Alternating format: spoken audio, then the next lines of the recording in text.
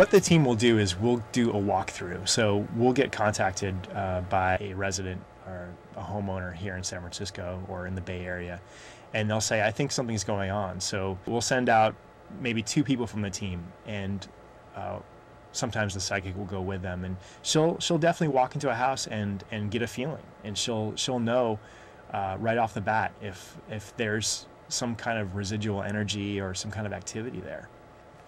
And a lot of times, do you think it's just like wishful thinking from people who maybe have lost a loved one and hope that maybe they're coming by to visit? Absolutely. I think people who maybe are under duress, they're depressed, or they have a lot of chaos in their lives, they might, start reading books about the supernatural or ghosts, or start watching the ghost hunters and think that every noise they hear or every shadow they see is somehow supernatural. Mm-hmm. And more often than not, that's not really the case. But when it is the case, we're there. Ah, very good. Comforting to know. Absolutely. Here's a question that someone asked me to ask you. Are there animal ghosts? I mean, like, do pets come back?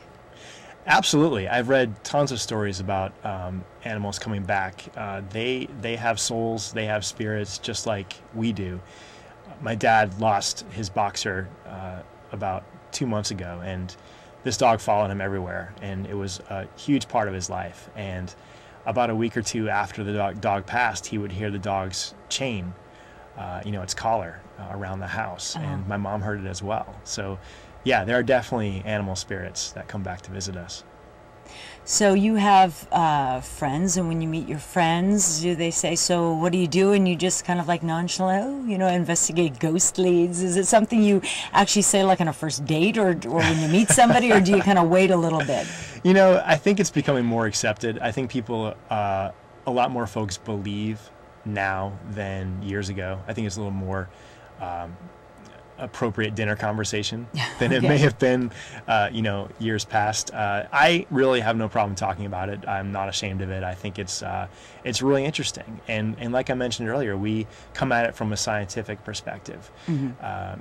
And because of my lifelong interest, it's something that I really enjoy talking about. And mm-hmm. So, sure, I'll talk to someone about it if I've just met you. Oh, well, that's what you're doing right now, and I'm glad that you can talk about it, because that makes it a great show. If someone thinks they have a ghost in their house and they happen to just have a Ouija board, would that be a good thing to try to talk to the ghost with the Ouija board? I mean, do you use that as a tool? We don't use Ouija boards as tools. I used one a really long time ago, and I've read a lot about Ouija boards, and granted, I'm no psychic expert, but from my understanding, Ouija boards can allow lower level spirits to kind of come into your home, and they're tough to get rid of. I wouldn't recommend using them.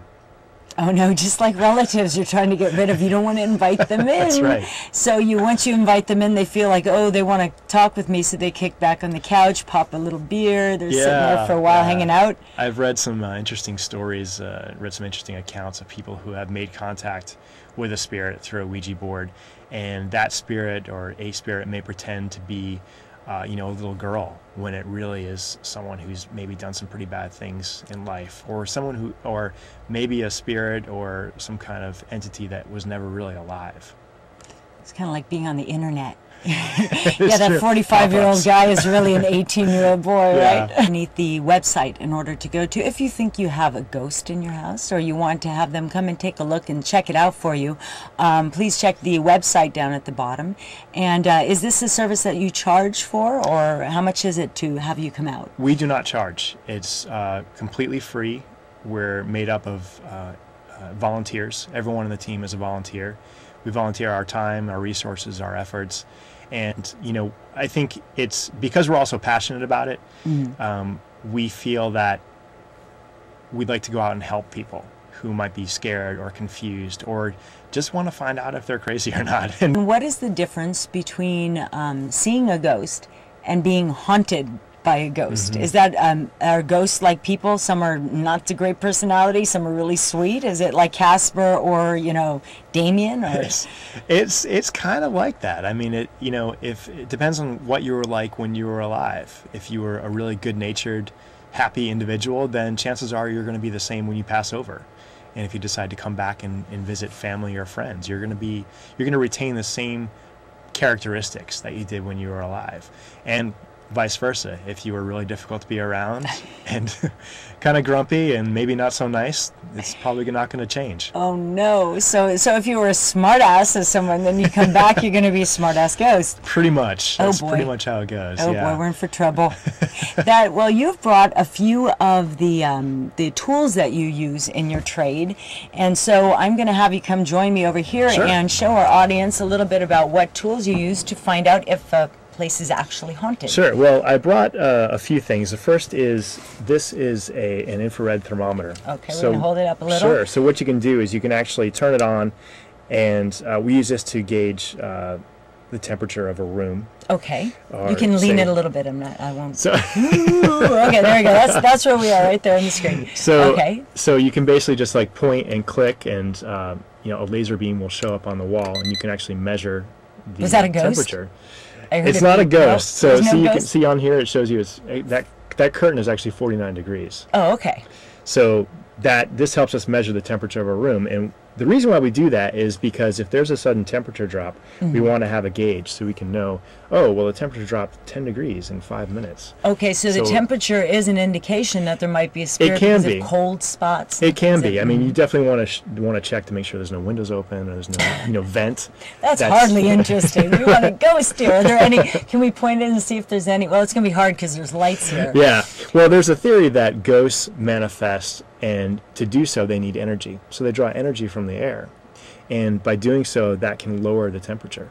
And we've had that actually happen a few times on some of our investigations. That it changes right in front of you now It'll because change. of outside? We've measured maybe 10, 12 degree temperature changes in one specific area in about 3 or 4 minutes. Wow, so some ghosts suck the energy out of the space in order to keep their energy going. Absolutely. And Yeah. so now, are there some ghosts that actually don't know that they have died because of an accident and are still hanging around thinking, who drank the milk, kind of thing? I mean, Absolutely. I mean, you saw that in The Sixth Sense with Bruce Willis. Right. And the whole premise of the movie was that he was carrying on as if he was still alive, and we didn't find out until the end. Sorry if someone hasn't seen it yet. Great! Now you blew the movie. Totally blew it for you. Spoiler, ghost spoiler.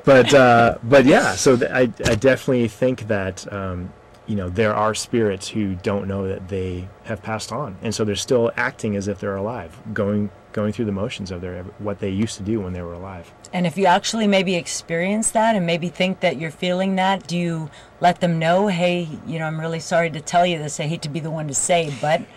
We'll try to do that. We, as I mentioned earlier, what we try to do is go in and measure and get evidence to see if a place is actually haunted.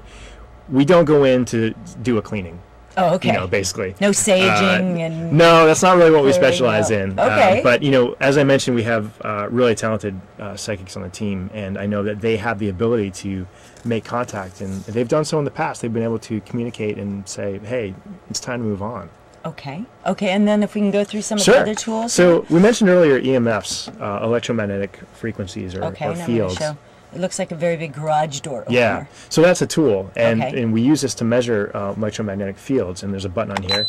You can turn it on, That sounds like a ghost. and you see the needle? Okay. So what that's doing is it's actually showing that we're surrounded by electromagnetic fields because Okay. we've got all this equipment around So us. the equipment is not a ghost. It's not a We're all ghost, excited. no. We've actually got about a minute left in the show, so why don't you go ahead and show us as that beeps along. Another thing we do is we measure, we actually look for electronic voice phenomena. So what we'll do is we'll turn on our digital audio recorders and we'll try to get signs. We'll ask questions, and you may not hear a response, with the naked ear, but oftentimes we'll go back and we'll listen to the tapes that we've been recording, and we'll hear voices on there that we didn't hear when we were investigating. That's scary. It's That's it's a spooky. little freaky. It's a little freaky. Yeah. And then, of course, the pictures. And of course, the digital camera. So we'll use this as another tool, and of course, we'll just take still shots and go back and analyze them later to see if anything shows up. On Is that the camera. infrared that maybe lights We that? do have infrared. We have video cameras with infrared. That's pretty amazing. Yeah. So, well, let me just tell you this. If you think you have a ghost, you see the sfghostsociety.org down That's there. right. They can call. Who are you going to call? SF Shannon. Ghost Society. Excellent.